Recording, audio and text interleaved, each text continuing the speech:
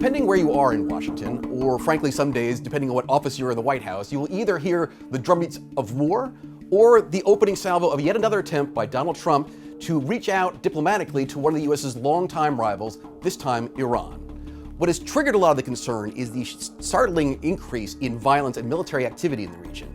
The U.S. sending a naval flotilla to the Iranian coast, Iran itself, according to U.S. intelligence at least, putting short-term missiles on some of its own naval ships in the Gulf, and signs that Iranian proxies have started attacking Saudi assets, including tankers in the Gulf and Saudi airports using drones.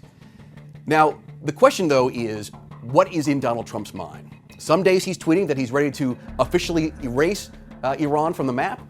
On other days, he's reaching out and saying he wants to talk with Iran's leaders, much like he did with Kim Jong-un, the North Korean dictator.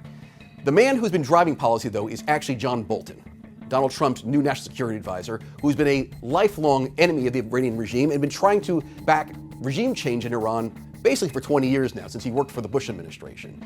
He has long advocated that regime change in Iran is necessary precondition to restarting diplomatic relations between the U.S. and Iran.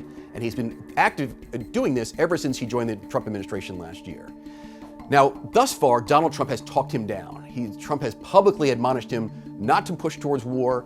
He again has said publicly that he'd like to talk with the Iranians, but it is clearly a Bolton initiative to push the administration down this path.